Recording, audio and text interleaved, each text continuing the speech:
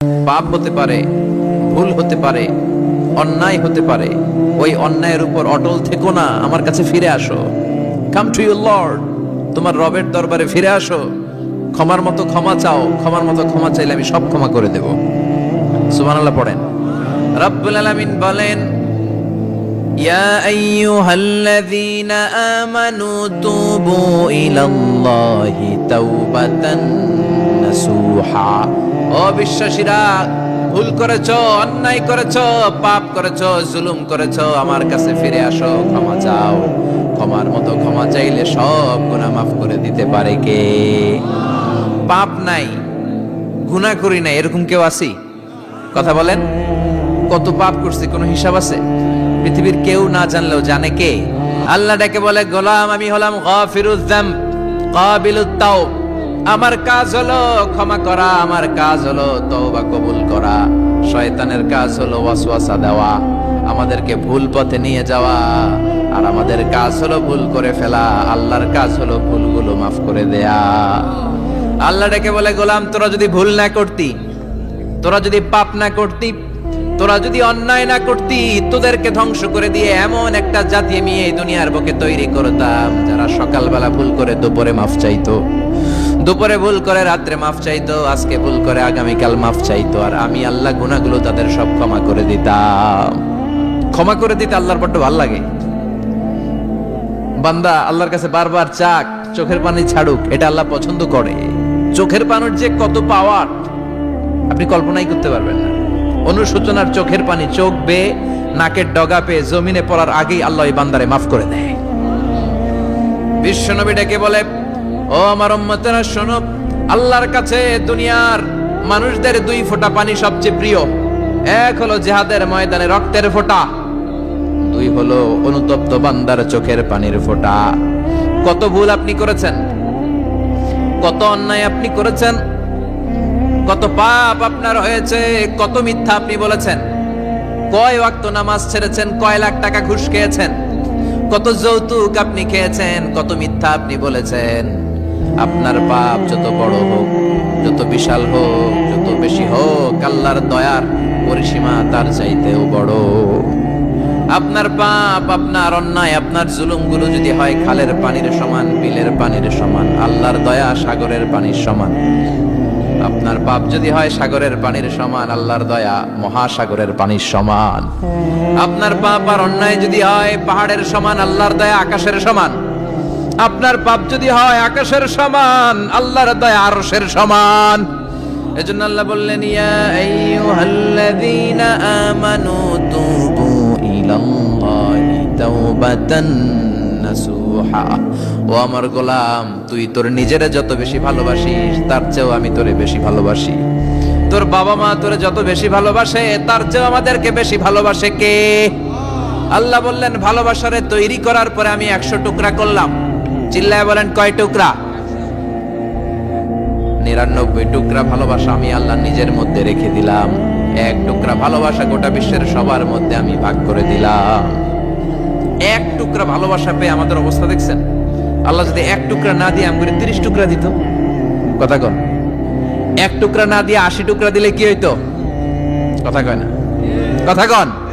রাসূল আমার ভালোবাসা, রাসূল আমার আলো আশা, রাসূল আমার প্রেম বিরহের মূল আলোচনা, রাসূল আমার কাজে কর্মের অনুপ্রেরণা। ঠিক কিনা?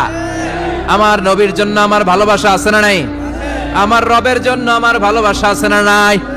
আমার মা বাবার জন্য ভালোবাসা আছে না নাই? সবার জন্য সবার ভালোবাসা আছে না নাই? আমগো দিবস লাগবো কেন? আজকেও তো আমগো ভালোবাসা দিবস, কথা কন। যদি এখন দিবস না, রজনী, আজকে তো আমাদের চান্দোলাতে ভালোবাসা রজনী, কথা কন। প্রতি মুহূর্তে আমাদের ভালোবাসা, এজন্য আমাদের ডেট পালন করা লাগে না। আমরা সব সময় সবারই ভালোবাসি। চিল্লায় বলেন ঠিক কিনা? এজন্য আল্লাহ ডেকে বললেন, গোলাম আমি যে তোদের কত ভালোবাসি তোর ধারণা নাই। চোখের পানি ছাড়, গুনার কথা স্মরণ কর, তওবা কর। তওবার মতো তওবা করলে সব গুনাহ মাফ করে দিতে পারে কে? বিশ্বনবী বলে, আমার কোনো গুনাহ নাই, তারপরেও প্রতিদিন 70 বারেরও বেশি আমি তওবা করি। আল্লাহে ইন্নী আস্তাগফিরুল্লাহ ওয়া আতুবু ইলাইহি আকসার মিন 70 মাররা। Could you imagine that? কল্পনা করছেন কোনদিন যে নবীর গুনাহ নাই, ওই নবী তওবা পড়ে প্রতিদিন 70 বার, আকসার 70 বারেরও বেশি। আমার পড়া দরকার কয়বার? আপনার পড়া দরকার কয়বার? বিশ্বনবী 70 বারের বেশি বলে আমাদের পড়া দরকার কয়বার?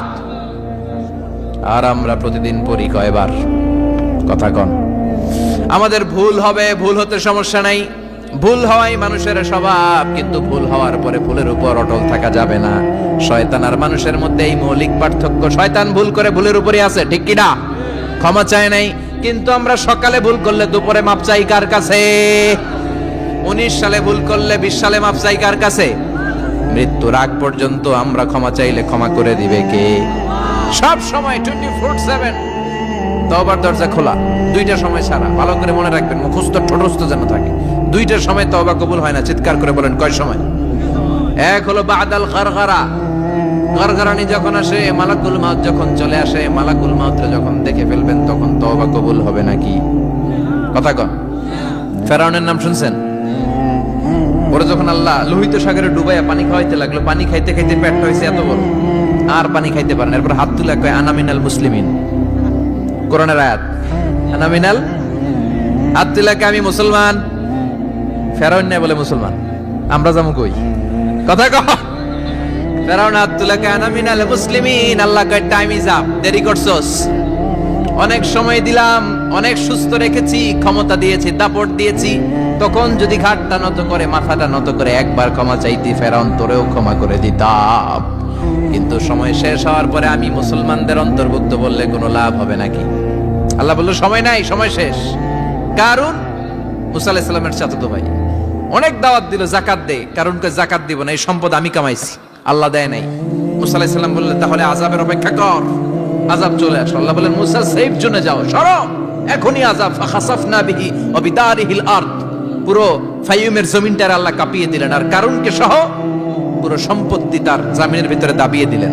হাঁটু পর্যন্ত কারুন দেবে যায়, ভাবছে উঠে যাবে। কোমর পর্যন্ত দেবে যায়, ভাবছে উঠে যাবে। গলা পর্যন্ত যখন দেবে যায়, আর সুযোগ নাই। কয় মুসা আমার সব সম্পত্তি তোরে আর তোর আল্লাহরে দিয়ে দিলাম, আমারে বাঁচা, আমারে সব সম্পত্তি তোর আর তোর আল্লাহর, আমারে খালি বাঁচা, চাচা আপন প্রাণ। আল্লাহ বলে সময় শেষ। তার মানে বাদাল গারগারা তওবা কিন্তু আর কবুল হয়? এই হলো একটা। নাম্বার 2, বাদা তুলুই শামস মিন মাগরিবিহা, প্রতিদিন চাঁদোলাতে সূর্য কোন দিক দিয়ে ওঠে? কথা কয় না? পূর্ব দিকে।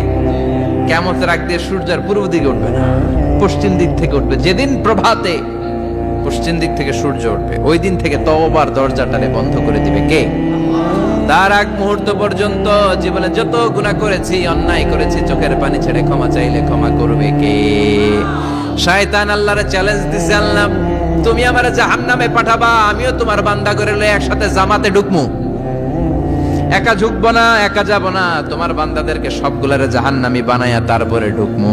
তোমারে চ্যালেঞ্জ দিলাম, একটারও জান্নাতে ঢুকাইতে পারবা? আল্লাহকে তুই আমারে চ্যালেঞ্জ দিলি? আমি তো সব রাজার বড় রাজা, মহারাজা, আমারে চ্যালেঞ্জ দেশ, এত সাহস পাইলি কই? তুই আজীবন ওয়াসওয়াসা দিয়ে পাপ কাজ করাবি, একদিন তাফসীর মাহফিলে এসে আমার বান্দা ক্ষমা চাবে, আমি মাফ করে দেবো, তুই কি করবি? আজীবন অন্যায় করবে, আজীবন পাপ করবে, জুলুম করবে, একদিন চোখের পানি ছেড়ে আমার কাছে কান্নার মতো কান্না করলে আমি সব গুনাহ মাফ করে দেব। এজন্য আল্লাহ বললেন ইয়া আইয়ুহাল্লাযীনা আমানু তুবু ইলাল্লাহি তাওবাতান নাসুহা। ভুল করেছো, তওবা করো, মাফ করবে কে? সাইয়েদনা আদম আলাইহিস সালাম ভুল করলেন, দুনিয়ায় এসে শত শত বছর কাঁদলেন, কিন্তু ক্ষমা হয় না। আল্লাহরে বললেন আল্লাহ কি করলে ক্ষমা পাবো বলো? ফাতালাক্কা আদামু মির রাব্বিহি কালিমাতিন ফাতাবা আলাইহি। আল্লাহ বললেন ও আদম, তোমারে কিছু কালেমা শিখাইয়া দেই, এই কালেমাগুলো দিয়ে আমার কাছে দোয়া করো, ক্ষমা করে দেব। আল্লাহ শিখাইয়া দিলেন, ও আদম দুই হাত তুলে চোখের পানি ছেড়ে আমার কাছে পড়ো, রব্বানা, পড়েন, রব্বানা যালামনা আনফুসানা ওয়া ইল্লাম তাগফির লানা ওয়া তারহামনা লানাকুনান্না মিনাল খাসিরিন। এটা শিখাই দিয়েছিল আল্লাহ। আল্লাহ আমি জুলুম করেছি, অন্যায় করেছি, ভুল করেছি, পাপ করেছি, তুমি যদি ক্ষমা না করো ক্ষমা করার কেউ নাই, ঠিক কি না? আমরাও পাপ করলে এই দোয়াটা পড়ার দরকার আছে না নাই?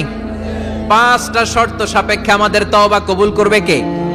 তওবা কবুল হওয়ার কিছু শর্ত আছে 5টা। কয়টা? চিৎকার মেরে বলতে হবে, তওবা কবুল হওয়ার শর্ত কয়টা? 1 নম্বরে হচ্ছে আল ইকরা, acknowledgement. You have to give the acknowledgement that you are the greatest sinner on earth. আপনাকে ঘোষণা দিতে হবে যে আপনি পৃথিবীর সবচেয়ে বড় পাপী। 1 নম্বর শর্ত, আপনি বলেন যে আল্লাহ, আমার চেয়ে বড় পাপী নাই, আকাশের নিচে জমিনের উপরে আমি সবচেয়ে বড় পাপী, এমন কোন পাপ নাই যেটা আমি করি নাই, ঠিক কিনা? 1 নম্বরে পাপের ঘোষণা দেন। 2 নম্বরে আন-নাদাম, নাদাম মানে repentance. You have to be repentant for what you have done. আপনাকে অনুতপ্ত হতে হবে, চোখের পানি ছাড়তে হবে। আল্লাহ, আমি লজ্জিত, আল্লাহ আমি নাদান, আমি পিশাচ, আমারে মাফ করে দাও। তার মানে স্বীকার গেলেন কি অন্যায় করেছেন। 2 নম্বরে আপনি অনুতপ্ত হলেন। 3 নম্বরে স্টপ, যেই পাপ করতেছিলেন ওইটা থামান। Stop what you have done, যেটা করতেছিলেন আগে থামান। আপনি সুদ খাইছেন, অনুশোচনা আসলো, মাফও চাইতেছেন, আবার সুদও খাইতেছেন, হবে?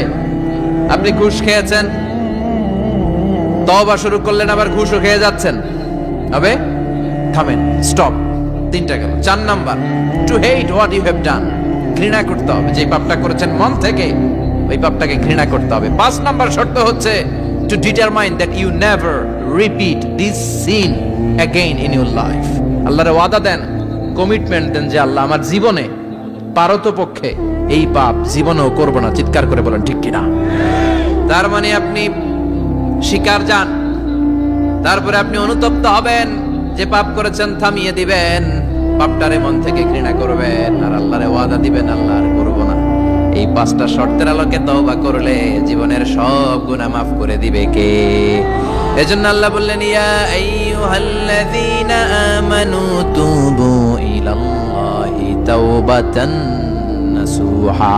তওবার মতো তওবা করো, সব গুনাহ মাফ করতে পারে কে? তওবা করবেন তো? রাজি আছেন? কবে করবেন?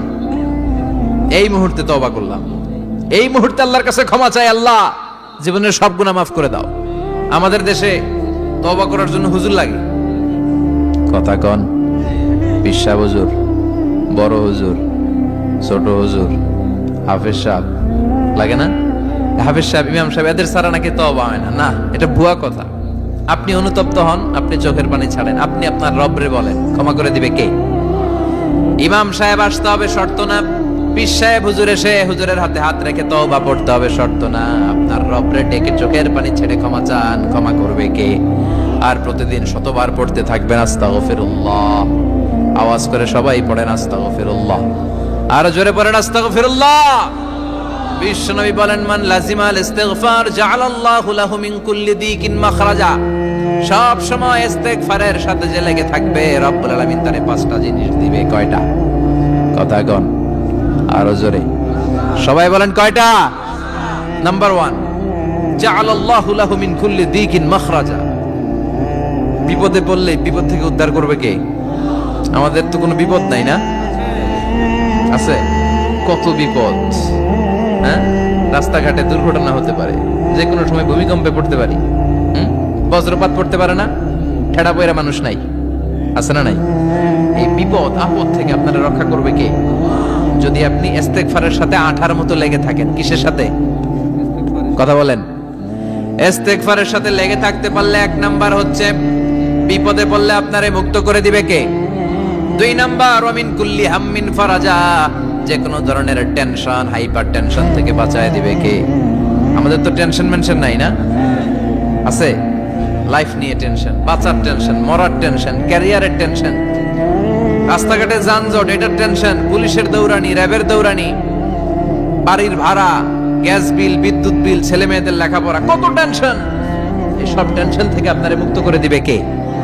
3 নম্বরে, ওয়ারযুকহু মিন হাইসু লা ইয়াহতাসিব। এমন জায়গা থেকে আল্লাহ আপনার রিজিকের ব্যবস্থা করবে আপনি কল্পনাই করতে পারবেন না। সুবহানাল্লাহ পড়েন।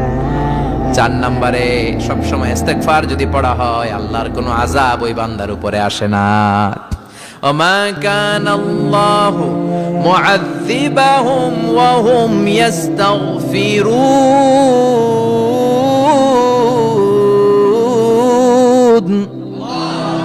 যতক্ষণ আমার বান্দা আমার কাছে ইস্তেগফার পড়তে থাকে আমার কোনো আযাব বান্দারে পাবে না। যতক্ষণ ইস্তেগফার পড়বেন আল্লাহর কোনো আযাব আপনার উপর আসবে না। চারটা গেল। 5 নাম্বার, বারবার ইস্তেগফার পড়লে রফিক ভাই আল্লাহ আপনারে মুস্তাজাবুদ দাওয়া বানাবে। দোয়া করা মাত্র কবুল করে নেবে কে? মুস্তাজাবুদ দাওয়া বুঝেন তো? মানে যিনি হাত তুলতে দেরি কবুল হতে দেরি হয় না। বারবার বারবার ইস্তেগফার পড়ে দেখেন যে আপনার দোয়া কেমনে কবুল হয়। এজন্য আসল ঘর হচ্ছে কবরের ঘর। কিন্তু আমরা এই মরিচিকার পেছনে ছুটে বেড়াই। ধোকা, এটা একটা ধোকা। সবাই ব্যস্ত, সুপার বিজি, খুব ব্যস্ত। কি জন্য তুমি ব্যস্ত জানে না? মরিচিকা, কাসারাত, মরিচিকা, ধোকা, লালসা। বল তু'থিরুনাল হায়াতাদ দুনিয়া ওয়াল আখিরাতু খায়রু ওয়া আবকা। তোমরা দুনিয়ার জীবনকে প্রাধান্য দাও কিন্তু আখিরাত হচ্ছে শ্রেষ্ঠ এবং স্থায়ী। কথাটা কার?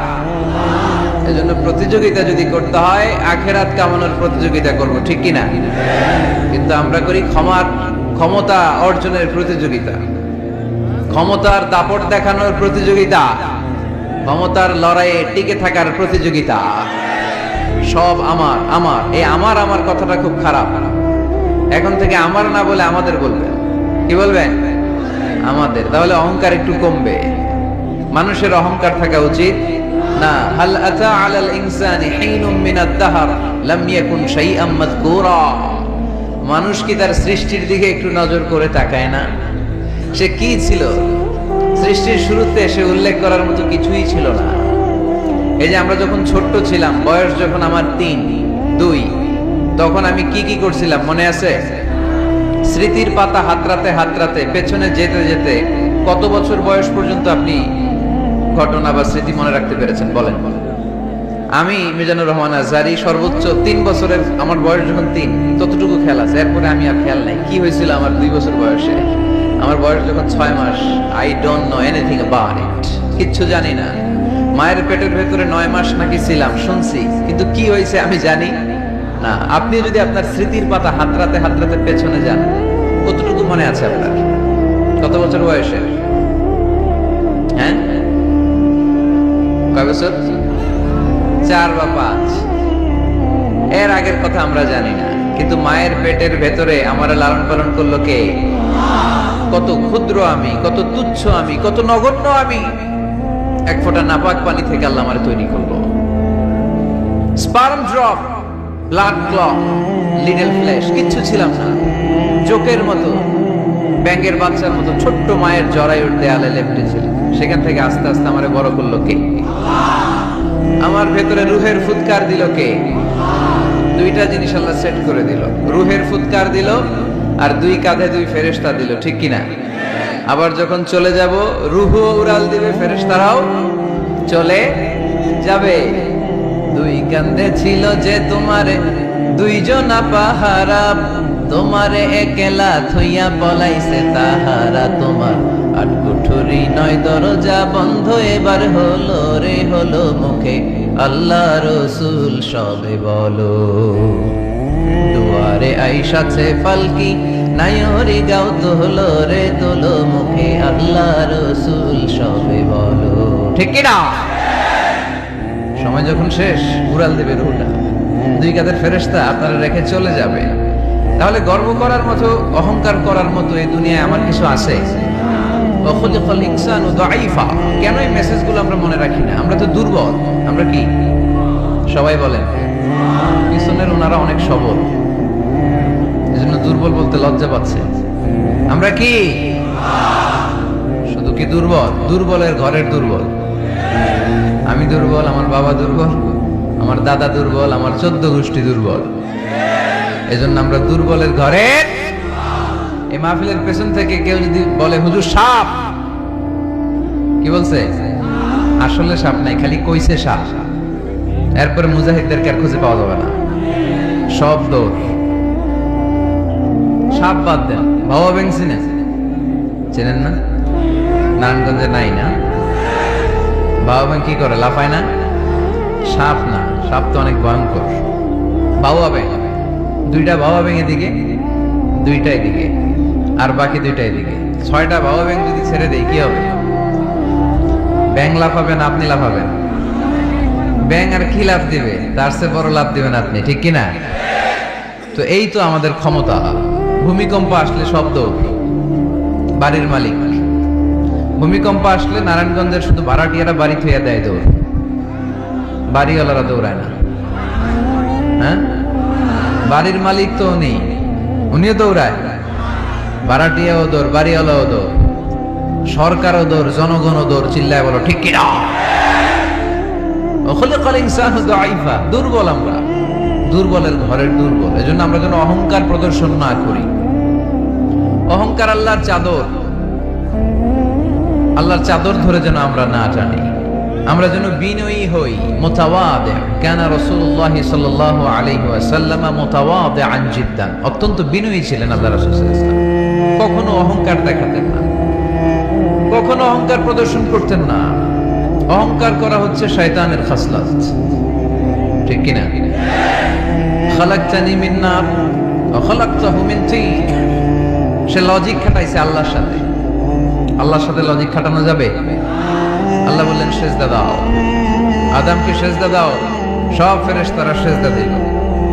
শয়তান যুক্তি খাটালো, খালাকতানি মিন নার, আল্লাহ তুমি আমাকে তৈরি করেছো আগুন থেকে, ওয়া খালাকতাহু মিন তিন, আদমকে তৈরি করেছো মাটি থেকে। মাটির বৈশিষ্ট্য রেখে দিলে নিচে টপাস করে পড়ে, আর আগুন জ্বালিয়ে দিলে উপরে দাউ দাউ করে উপরে উঠে যায়। তো যেটা ঊর্ধ্বগামী এটা নিম্নগামীকে কখনো সেজদা করতে পারে না। এই লজিক খাটাই আসে শেষ, ওর দুনিয়াও শেষ, আখিরাতও শেষ। আল্লাহর আদেশের ক্ষেত্রে কোনো লজিক নাই। সামি'না ওয়া আতা'না, শুনলাম মানলাম। আল্লাহ আদেশ করেছে, এই আদেশের উপরেই থাকতে হবে। বরকত আছে না নাই? এজন্য আমরা যেন অহংকারী না হই, আমরা যেন বিনয়ী হতে পারি। আল্লাহ তুমি তৌফিক দান করো। আজকের মাহফিলটাকে আল্লাহ তুমি নাজাতের ওসিলা বানাও। আমার যে যুবক ভাইরা আজকের এই প্রোগ্রামে স্বতঃস্ফূর্ত অংশগ্রহণ করার মধ্য দিয়ে ইসলামের পক্ষে এই গণজোয়ারকে তৈরি করেছে, এই গণজোয়ারকে তুমি ইসলামের জন্য কবুল করো। আমার প্রাণপ্রিয় যুবক ভাইদেরকে তুমি সৈয়দনা ওমর ফারুক রাদিয়াল্লাহু তাআলা আনহুর মতো ইসলামের বীর সেনানী হিসেবে কবুল করো। পর্দার অন্তরালে আমার মা বোনদেরকে আল্লাহ তুমি খাদিজাতুল কুবরা তাহেরা রাদিয়াল্লাহু তাআলা আনহার মতো কবুল করো। পুলিশ ভাইরা আজকে অনেক কষ্ট করেছে। আপনাদের এই থানার সম্মানিত ওসি সাহেব, উনি ওনার প্রোটোকল দিয়ে আমাদেরকে এখানে নিয়ে এসেছে।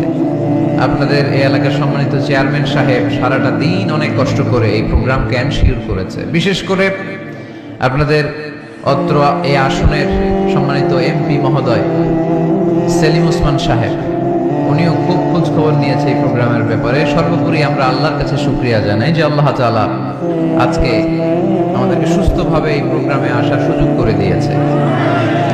এরকম প্রোগ্রাম, কোরআনের মাহফিল বন্ধ হোক, এটা কি আমরা চাই? কোরআনের কথা চলবে, এটা আমরা চাই কি চাই না? সেজন্য যদি ত্যাগ স্বীকার করা লাগে, দরকার আছে না নাই? ময়দানে যদি থাকতে হয়, রাজি আছে না নাই? আল্লাহ তুমি তৌফিক দান করো।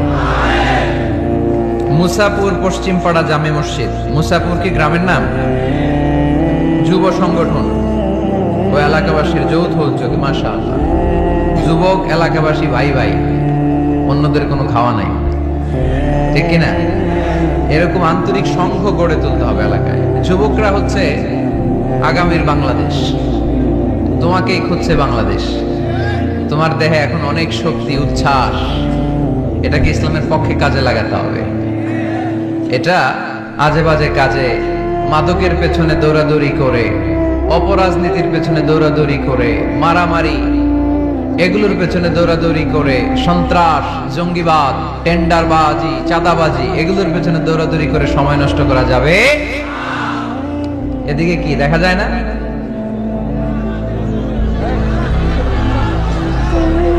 স্টেজের এই পাশে যারা আছেন একটু চাপেন, সামান্য চাপলেই ওনারা দেখতে চায়, দেখতে চায়। বাস বাস বাস, একটু চাপতে হবে বোধহয় আপনাদের। মাশাআল্লাহ মাশাআল্লাহ, বসো বসো বসো, ঠিক আছে। নারায়ণগঞ্জের ছেলেরা অনেক ভদ্র। অন্যান্য জেলায় আমার আধা ঘন্টা লাগে থামাইতে, এই দিকে দেখে না, ওইদিকে মানুষের স্রোত, ধাক্কা ধাক্কি, এইদিকে জায়গা হয় না, বিশাল প্যান্ডেল, 1,00,000 লোক বসতে পারে, জায়গা করছে, এরপরও জায়গা হয় না। সর্বোচ্চ চেষ্টা করেছে কমিটি, আমি জানি তাদের সর্বোচ্চটা দিয়ে চেষ্টা করেছে। আসার পরে তারা আবেগ আপ্লুত হয়ে গিয়েছে। খায় নাই নাকি, সারাদিন খায় নাই, অনেক কষ্ট করেছে আমি জানি। এই জন্য আপনারা সহযোগিতা করবেন। নারায়ণগঞ্জের ছেলেরা অনেক ভদ্র। গতকাল আমার এলাকায় মাতো এলেই আমি ঠিক করতে পারি নাই, আধা ঘন্টা সময় নিচ্ছে। এদিকে কয় হুজুর দেখি না, আপনি আসেন। ওদিকে গেছি, কয় এদিকেও আসতে হবে। ওরা এদিকে যে এদের সাথে দেখা করলাম, সব শেষে আধা ঘন্টা 35 মিনিট পরে এরা ঠান্ডা হচ্ছে। তারপরে লোকের ধাক্কা ধাক্কি। এই গণজোয়ার এগুলো কোরআনের বিজয়ের একটা সাক্ষী, বিজয়ের একটা সাইন, ঠিক কিনা? এই বিজয়কে কি কেউ ঠেকায় রাখতে পারবে? দুনিয়ার কোনো লাভের জন্য আমরা আসছি? একজনকে খুশি করার জন্য এসেছি, তিনি কে? এই বিজয়ের জন্য যদি সর্বোচ্চ স্যাক্রিফাইসের নাজরানা পেশ করতে হয়, আমরা রাজি আছি না নাই? কারা কারা রাজি? দুহাত উঁচু করে আল্লাহর দেখায়।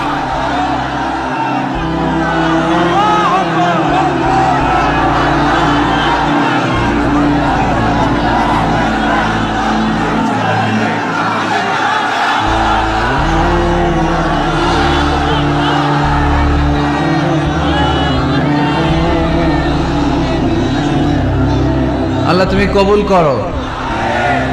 এই যে যুবক ছেলেগুলো খেলার মাঠে যায় না, এখন আড্ডাবাজিতে যায় না, টেন্ডারবাজিতে যায় না, চাঁদাবাজিতে যায় না, উল্টাপাল্টা কোনো কাজে যায় না। এরা যাত্রা পালায় এখন আর যায় না, এরা গানের কনসার্টে যায় না, এরা কোরআনের প্রেমে পাগল হয়ে এসেছে, ঠিক কিনা?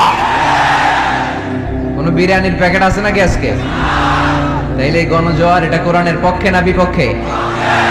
আমরা কোরআনের পক্ষে থাকতে চাই কি চাই না? আল্লাহ তুমি আমাদেরকে কবুল করো। কোরআনের প্রতি ভালোবাসাকে ইসলামের বিজয়ের জন্য তুমি কবুল করে নাও। এজন্য যুবক যারা আছো, তোমরা আগামীর বাংলাদেশ, তুমি বাংলাদেশ,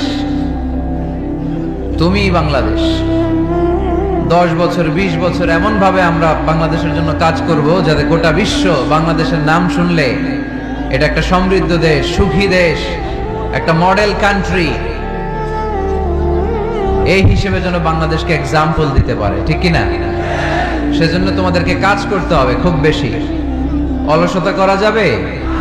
কাজে কোনো লজ্জা নেই, লজ্জা হচ্ছে অলসতায়। Never underestimate any job. কোনো চাকরি, কোনো ব্যবসাকে ছোট চোখে দেখবা না, whether it small or big. ছোট চাকরি হোক, ছোট ব্যবসা হোক, আমরা করব। আমরা স্বাবলম্বী হতে চাই, নিজের পায়ে দাঁড়াতে চাই, আমরা আত্মমর্যাদা সম্পন্ন মুসলিম হতে চাই, ঠিক কিনা? কেইছে এখানে লোকজন অনেক বেশি হয়ে গেছে, দাঁড়ানোর জায়গা নাই।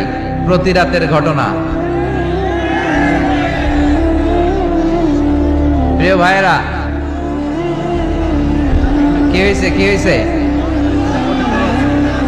প্রজেক্টর আছে, প্রজেক্টর আছে। এই সাউন্ড বক্স এখন নামাইতে গেলে অনেক সময় লাগবে। একটু দেখো, একটু দেখো, ক্যামেরাওয়ালা ভাইদের প্রতি একটু এহসান করো। এখানে যদি 1 লক্ষ লোক হয়, কালকে 20 লক্ষ লোক এই কথাগুলো শুনবে। এই নারায়ণগঞ্জের যুবক ভাইদের উসিলায় কোটি মানুষ কোরআনের পথে আসুক, আমরা চাই কি চাই না? আমরা কোরআনের জন্য সব করতে পারি, সব বিলিয়ে দিতে পারি। আজকের এই 1 ঘন্টার কষ্ট আমাদের কাছে কোনো কষ্টই না, তাই না? মাশাআল্লাহ, মাশাআল্লাহ, এই তো চমৎকার। বেশি নাড়াচাড়া করো না, বেশি নাড়াচাড়া করা যাবে না। আস্তে করে রেখে চুপ করে বসে যাও, চুপ করে বসে যাও। এই তো ছেলেপেলেরা অনেক ভদ্র, ঠিক আছে, আওয়াজ হবে না। জায়গা না পেলে দাঁড়িয়ে শোনো। বলছিলাম যুবকরা হচ্ছে আগামীর বাংলাদেশ। কাজকে ছোট করা যাবে না। যে কোনো কাজ পেলেই করা শুরু করতে হবে। নতুন চাকরি পেলে, নতুন ব্যবসা পেলে এরপরে ধরবা, কিন্তু বাবুগিরি দেখিয়ে অলসতা করে বসে থাকা যাবে? কাজ ছোট হোক বা বড় হোক, বরকত দেয় কে? সুন্দরভাবে করলে প্রত্যেকটা কাজে বরকত আছে না নাই? যে কোনো কাজ করো না ভাই, যে কোনো কাজ করো, তা যেন হয় সবার চেয়ে সবচেয়ে সুন্দর। যে কোনো কাজ করো না ভাই, যে কোনো কাজ করো, তা যেন হয় সবার চেয়ে সবচেয়ে সুন্দর। হোক না সেটা পড়া লেখা, রঙের ভাষায় ছবি আঁকা, হোক না সেটা পড়া লেখা। রঙের ভাষায় ছবি আঁকা, হোক না সেটা সামান্য কাজ কিংবা মহত্তর, তা যেন হয় সবার চেয়ে সবচেয়ে সুন্দর। যে কোনো কাজ করো না ভাই, যে কোনো কাজ করো, তা যেন হয় সবার চেয়ে সবচেয়ে সুন্দর। ঠিক কিনা? যেটাই করি না কেন কাজ যেন সুন্দর হয়, কাজটা যেন এক্সাম্পল স্থাপন করার মতো হয়। তাহলে ওই কাজে বরকত দিবে কে? মাইক অপারেটর কে? আরেকটু স্ট্রং করতে হবে, আরেকটু স্ট্রং করো। ঠিক আছে, আমি বলছি, আল্লাহ রাসূল সাল্লাল্লাহু আলাইহি ওয়াসাল্লাম যখন তোমাদের মতো যুবক, তিনি কি অলস ছিলেন? মা বাআসাল্লাহু নাবিয়ান ইল্লা রাআল গানাম। এই পৃথিবীতে এমন কোন নবী ছিল না যে নবীরা ছাগল চড়ায় নাই। সুবহানাল্লাহ বলবা না?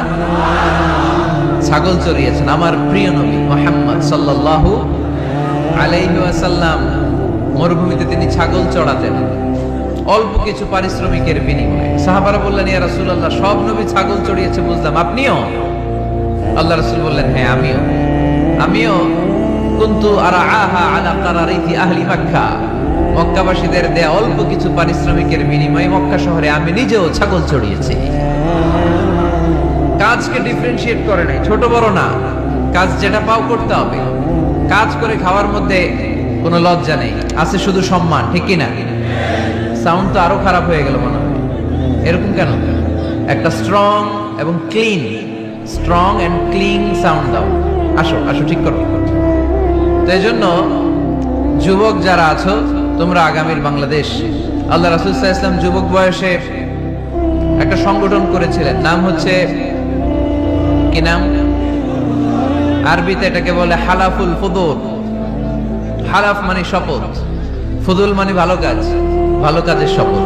আমরা কি পারি না অলিতে গলিতে এরকম হিলফুল ফুজুলের মতো ইসলামিক ক্লাব গড়ে তোলা? পারবো না আমরা? এগুলোর উদ্যোগে আজকে যেরকম যুব সংগঠন ও এলাকাবাসীর যৌথ উদ্যোগে প্রোগ্রাম, এরকম সুন্দর সুন্দর প্রোগ্রাম করতে হবে। শুধু আউটডোর না, এখন থেকে ইনডোর প্রোগ্রাম করার দরকার আছে না নাই? আমাদের দেশে কমিউনিটি সেন্টারে শুধু বিয়ে আর সুন্নতে খাতনা, গোটা বিশ্বে কমিউনিটি সেন্টারগুলোতে কমিউনিটি বড় বড় প্রোগ্রাম করার জন্য তারা অ্যারেঞ্জ করে। কমিউনিটি সেন্টারগুলোতে সেখানে ইনডোর প্রোগ্রাম করতে হবে। প্রতি মাসে ভালো ভালো স্কলারদেরকে এনে, ইনফ্লুয়েন্সিয়াল স্পিকারদেরকে এনে যুবকদেরকে মোটিভেট রাখার দরকার আছে না নাই? কারণ যুবকরাই আগামীর বাংলাদেশ। আল্লাহ রাসূল সাল্লাল্লাহু আলাইহি ওয়াসাল্লাম প্রতিজ্ঞা করালেন যে হিলফুল ফুজুলের শপথ হচ্ছে মক্কায় চাঁদাবাজি টেন্ডারবাজি চলবে না, দুর্বলের উপর সবলের কোনো অত্যাচার চলবে না। তো এরকম হিলফুল ফুজুল থাকার দরকার আছে না নাই?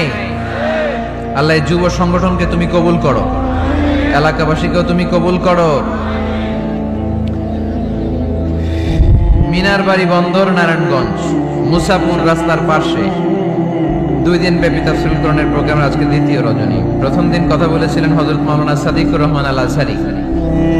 আল আজহার ইউনিভার্সিটিতে আমরা একসাথে পড়াশোনা করেছি। আমার ছোট ভাই সুন্দর কথা বলে, কোরআন থেকে বলে। আল্লাহ তাআলা সাদিকুর রহমান আল আজহারীর জ্ঞানকে তুমি আরো বাড়িয়ে দাও। আজকের রজনীতে আমাকে রেখেছেন আপনারা আলোচক। আমার আগে কথা বলেছে very energetic, hard working, enthusiastic যুবকদের আইকন শায়েখ সিফাত হাসান। সে আমারেও মাঝে মাঝে বসায় ওয়াজ করে, সুন্দর সুন্দর কথা শোনায় সে আমাকে, আমিও মন্ত্রমুগ্ধ হয়ে শুনি। যুবকরা যেখানেই আছে ওখানে এনার্জি আছে না নাই? যুবকদের থেকে কথা শুনতে হবে, কারণ যুবকদের মধ্যে আছে অনেক শক্তি। এই শক্তিকে আমরা পজিটিভ ওয়েতে দিন কষ্ট করছে, এখনো যোগাযোগ মেনটেন করে যাচ্ছে।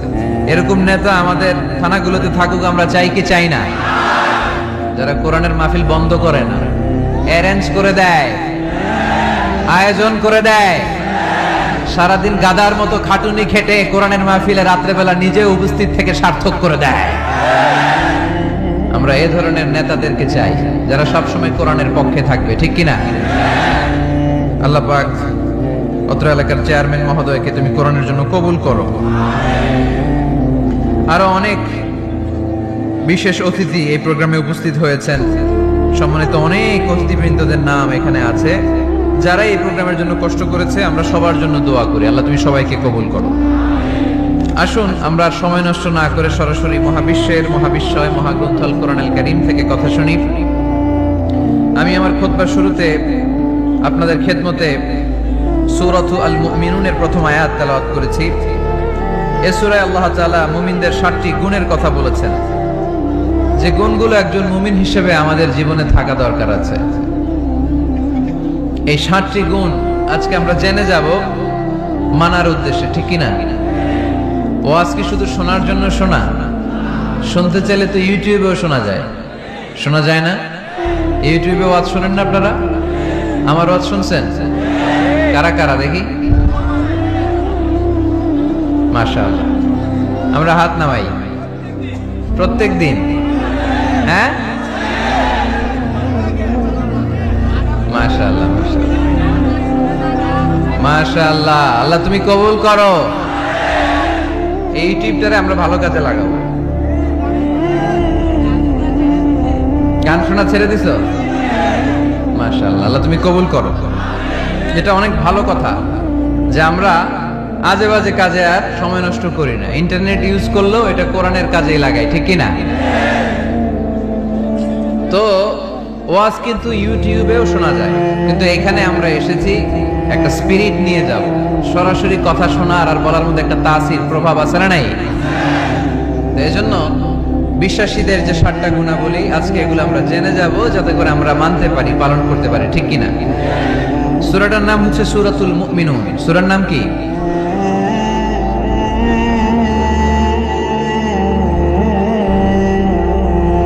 সূরাতুল মুমিনুন। বিশ্বাসীদের নামে সূরা, তাই না? আবার দেখেন কাফিরদের নামেও কোরআনে সূরা আছে না নাই? কি নাম? সূরাতুল কাফিরুন আছে না? কুল ইয়া আইয়ুহাল লা আ'বুদু মা। তাহলে আমরা হলাম বিশ্বাসী। আমরা কি? আমাদের নামে একটা সূরা দিল কে? খুশি লাগে না? ভাল লাগে না অনেক? আমাদের নামে আল্লাহ কোরআনে সূরা দিয়েছেন। আবার আমাদের বিরোধী যারা কাফির, তাদের নামে আল্লাহ সূরা দিলেন। আরেকটা শ্রেণী আছে, মুমিনও না কাফিরও না, মাঝামাঝি। কি নাম? মুনাফিক। তাদের নামে সূরা আছে না নাই? সূরাতুল মুনাফিকুন। এরা বড্ড ভয়ঙ্কর। মুনাফিকের চেয়ে কাফের ভালো, মুনাফিকের চেয়ে হিন্দু ভালো, মুনাফিকের চেয়ে খ্রিস্টান ভালো। কারণ কেউ যদি কাফের হয়, আমরা জানি ও কাফের, ও ইসলামের শত্রু, এটা জানি, ওর ব্যাপারে সচেতন। কিন্তু মুনাফিক, সে বলে মুসলিম কিন্তু ভিতরে ভিতরে মুনাফিক। ঝামেলা আছে না নাই? ভিতরে এক বাইরে আরেক, তার নাম মুনাফিক। ভিতরে এক বাইরে আরেক, তার নাম ডবল স্ট্যান্ডার্ড মেনটেন করে। দুমুখ সাপ, এদিকেও আছে ওদিকেও আছে, এদিকেও যায় ওদিকেও যায়, এদিকেও নাই ওদিকেও নাই, নেহি আদার নেহি ওদার, দারমিয়ান মে সাদার বাদার। আছে না? উপর দিয়ে ফিটফাট, ভিতর দিয়ে সদরঘাট। উপর মে পাক সাফ, আন্দার মে খালাত মালাত। উপরে অনেক পাক সাফ, ভিতরে ঝামেলা। এরা মুনাফিক। যেদিকে বৃষ্টি এদিকে ছাতা ধরে, যখন যার কাছে টাকা পয়সা আছে তারে তেল মারে। আছে না নাই? আমরা মুনাফিক হতে চাই? আমরা মুমিন হতে চাই কি চাই না? মুমিন হয় কখন? যখন তার বিশ্বাস থাকে, ঠিক কি না? আল্লাহ বিশ্বাস, আখিরাতে বিশ্বাস। এই বিশ্বাসটা কিন্তু অনেক দামি। টাকা দিয়ে বিশ্বাস কিনা যায়? আমরা আল্লাহর উপর বিশ্বাস রাখি, আখিরাতে বিশ্বাস রাখি, নবী রাসূলদের উপর বিশ্বাস রাখি, তাই আমরা মুমিন। বিশ্বাসটা অনেক দামি। ঈমান যার মধ্যে থাকে সে হচ্ছে মুমিন। আমল পড়ে, আগে ঈমান। আগে কি? ঈমান হচ্ছে সংখ্যা, আমল হচ্ছে শূন্য। এখন ঈমান নাই, আপনার আছে শুধু আমল। শূন্য বসাতে বসাতে বসাতে বসাতে নারায়ণগঞ্জ থেকে ঢাকা, এটার কোনো দাম আছে? 2000 শূন্য আপনি পাইছেন। 2000 ফলাফল কি? শূন্য। কারণ ঈমান নাই, সংখ্যা নাই। এবার আপনার ঈমান আছে, পেলেন একটা সংখ্যা 1, তারপর আমল করতে শুরু করলেন, পেলেন শূন্য। যাকাত দিলেন, পেলেন শূন্য। হজ করলেন, পেলেন শূন্য। দাম আছে না নাই? একের পরে শূন্য দিলে দাম আছে না? তাহলে আগে লাগবে কি? ঈমান। ঈমান মানে বিশ্বাস। বিশ্বাসটা খুব দামি। এই বিশ্বাস যেন নষ্ট না হয়, বিশ্বাসে যেন আঘাত না আসে। বিশ্বাসটা কত দামি জিনিস দেখেন। বন্ধু বন্ধুর মধ্যে যদি বিশ্বাস না থাকে, বন্ধুত্ব টেকে? কথা বলেন। স্বামী যদি স্ত্রীরে বিশ্বাস না করে, সম্পর্ক টিকে? কথা বলেন। বিশ্বাস অনেক দামি জিনিস। দেখবেন বাবা যখন তার ছোট্ট মেয়েটাকে কোলে তুলে উপরে এরকম ছুঁড়ে মারে, ছোট্ট মেয়েটা খিলখিল করে হাসে। যদি নিচে পড়ে যায় ভর্তা হয়ে যাবে, তারপরেও হাসে, কারণ মেয়েটার বাবার উপর বিশ্বাস আছে, বাবা আমারে ফেলে দিবে না, বাবা ঠিকই আমাকে কোলে তুলে নেবে, ঠিক কিনা? মেয়েটার বাবার প্রতি অগাধ বিশ্বাস। ঢাকা থেকে একজন গ্রিন লাইনের বাসে উঠছে, টিকিট কাটছে কক্সবাজারে। গ্রিন লাইনের বাসের নাম শুনছেন তো না? কক্সবাজার যাবে। ব্যাগ ট্যাগ নিয়ে বাসে উঠেই দেখবেন অনেক হাই প্রোফাইলের লোকেরা ল্যাপটপ নিয়ে, টাকা পয়সা নিয়ে বাসের উপরে ব্যাগ রেখে আরামসে ঘুম দিচ্ছে। বাইরে প্রচন্ড বৃষ্টি, তার কোনো টেনশন নাই। সে যদি টেনশন করতো তাহলে ঘুমাইতে পারতো? তাহলে তো তাকায় থাকা লাগতো এরকম, দেখি তো বাসওয়ালা কই যায়। কক্সবাজারের টিকিট কাটছি, সকালবেলা উঠে যদি দেখি কক্সবাজার না নিয়ে যশোর চলে গেছে, বেজাল আছে না? তার মোটেও টেনশন নাই, কারণ গ্রিন লাইন কোম্পানির প্রতি এই ক্লায়েন্টের অনেক বিশ্বাস। আমি আরামসে চাদর গায়ে দিয়ে একটা ঘুম দিব, সকালে ঠিকই এই গ্রিন লাইনের বাস আমাকে কক্সবাজার নামিয়ে দিবে। চিল্লায় বলেন ঠিক কিনা? তার মানে বিশ্বাসটা অনেক জরুরি। বিশ্বাসে মিলাই বস্তু, তর্কে বহুদূর। এজন্য আমরা বিশ্বাসী হতে চাই। আমরা কি হতে চাই? আর বিশ্বাসীদের নামে এই সূরাটা ডেডিকেট করলেন কে? সূরাতুল মুমিনুন। সূরাটার নাম কি? আরো জোরে বলেন, কি নাম? সূরাতুল মুমিনুন। এই সূরাটা নাজিলের একটা ব্যাকগ্রাউন্ড আছে, শানে নুজুল, কোন সময় কোন প্রেক্ষাপটে নাজিল হবে, এটা শুনলে সূরার তাফসীর বুঝতে আমাদের সুবিধা হবে।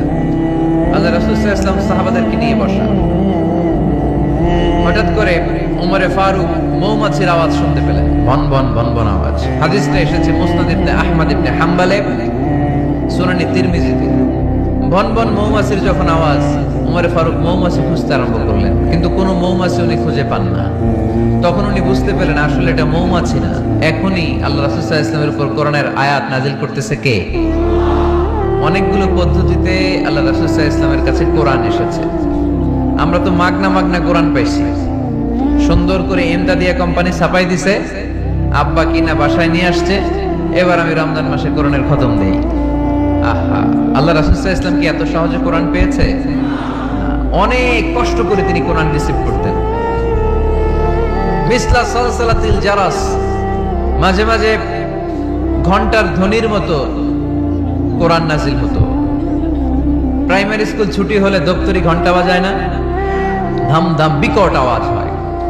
এরকম আওয়াজে যখন কোরআন নাজিল হতো, আল্লাহ রাসূল সাল্লাল্লাহু আলাইহি ওয়াসাল্লাম কোরআন রিসিভ করতে যেয়ে ঘেমে যেতেন শীতের রাতে। আজকে একটা শৈত্য প্রবাহ গেছে না, প্রচন্ড শীত। দুপুরবেলা আমার প্রোগ্রাম ছিল কিশোরগঞ্জের, কি নাম, পাকুন্দিয়া।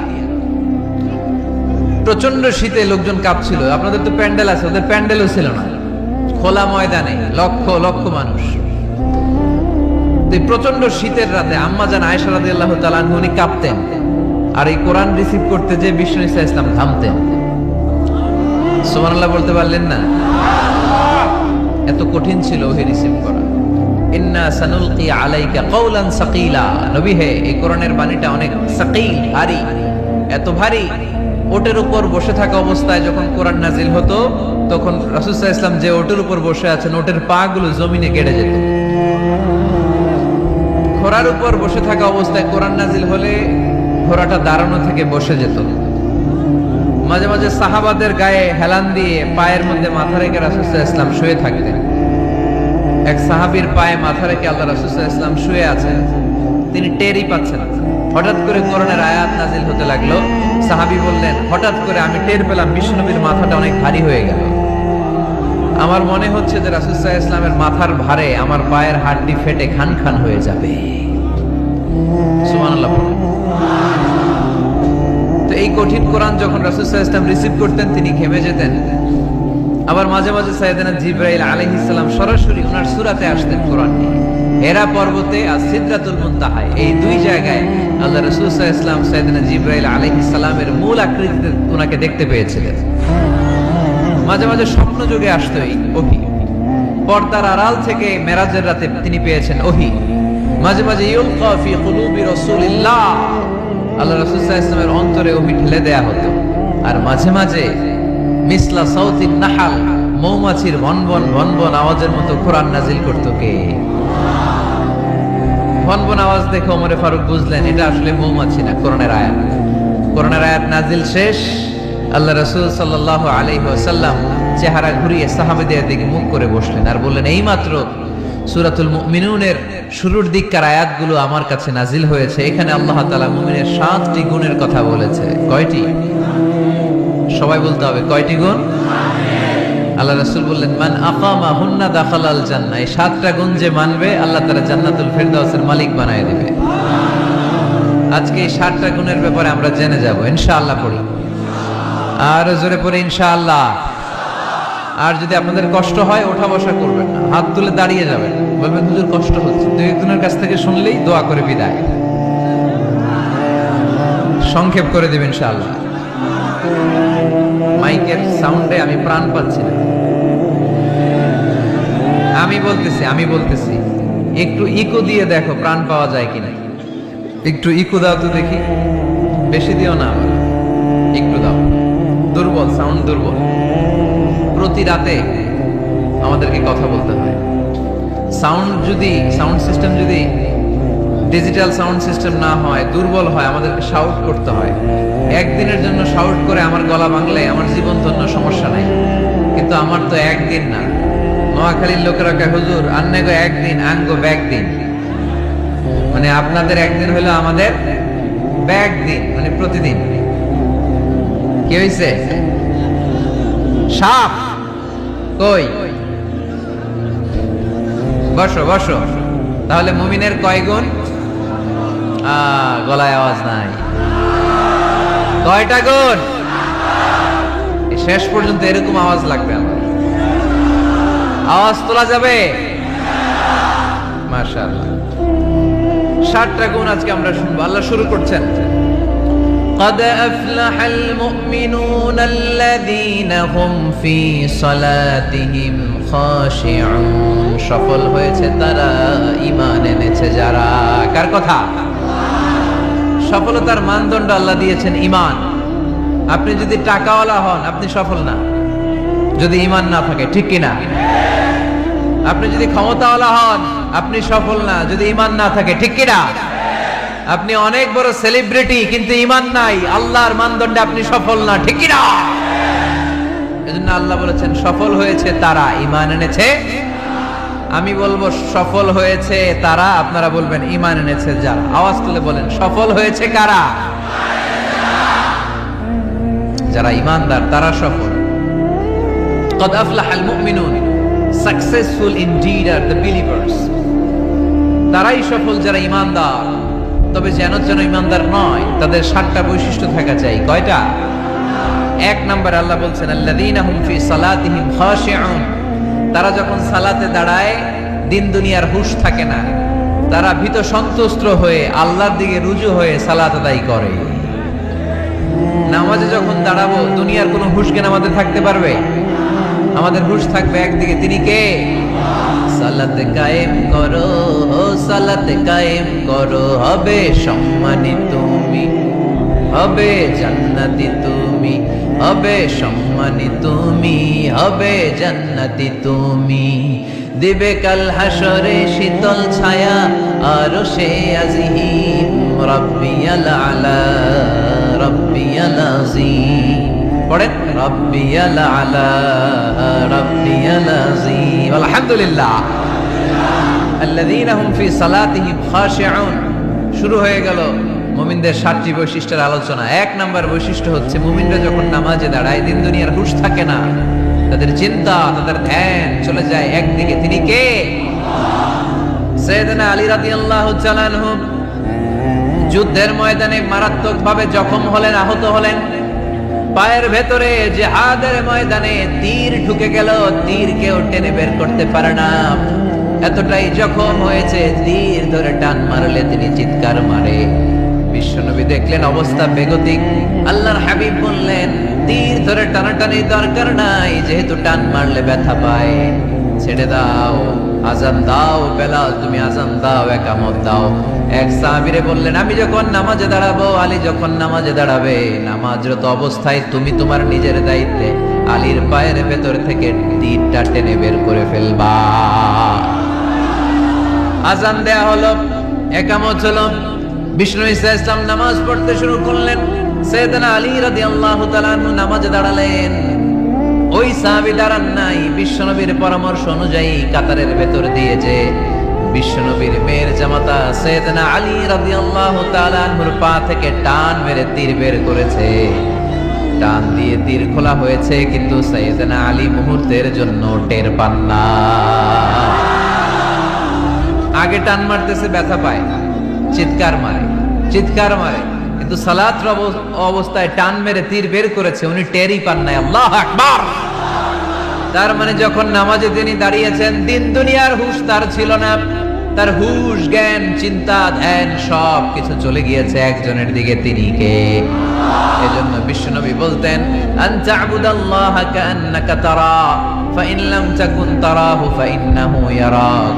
এমন ভাবে নামাজ পড়বে, মনে করবে তুমি আল্লাহকে দেখে দেখে নামাজের মুসল্লায় আছো, ঠিক কি না? যখন নামাজ পড়বা ভাববা তুমি আল্লাহকে দেখছো। আর যদি এটা কষ্ট হয়, অ্যাটলিস্ট এটা ভাবো যে আল্লাহ তোমায় দেখছে। আমাদেরকে দেখে কে? আমি যে নামাজ পড়ি দেখে কে? এই চিন্তাটা মাথায় থাকার দরকার আছে না নাই? কিরে ভাই, এখানে তো ধাক্কা ধাক্কি করে লাভ নাই। প্রজেক্টর গুলো কোন দিকে? প্রজেক্টর গুলো, প্রজেক্টর আছে ওই যে পেছনে প্রজেক্টর, ওখানে চলে যাও। এখানে দেখার জন্য যদি ধাক্কাধাক্কি করো বিশৃঙ্খলা হবে। সাউন্ড নাই। এই মাইকটা কি কাজ করে না তোমার? তো সাউন্ড পায় না কেন? আচ্ছা আচ্ছা, সাউন্ড কম বলে যদি চিল্লাও তাহলে তো আমার কথা আরো শোনা যাবে না। ও দেখতেছে, ওকে দেখতে দাও। এত বড় গ্যাদারিং এ এইদিকে সমস্যা হবে, ওদিকে তার ছিঁড়ে যাবে, ওদিকে সাউন্ড বক্স নষ্ট হয়ে যাবে, এটা খুব স্বাভাবিক। তোমাদের সহযোগিতা লাগবে, তা না হলে তো একটু পর পর আলোচনার মাঝখানে ব্রেক দিলে আলোচনা করা যাবে না। লক্ষ লক্ষ লোকের সমাগম, এখানে কিছু সমস্যা হবেই, এগুলো মেনে নিয়েই আমাদেরকে বসে থাকতে হবে, ঠিক কিনা? মাইক অপারেটর, লাস্ট চান্স দিলাম তোমার, এটা ঠিক করো তাড়াতাড়ি। তোমার মাইকের কারণে অনেকবার ব্রেক হয়েছে আমার আলোচনা। হয়েছে, একটা ছেলে কথা বলবো না এখানে। এই ছেলে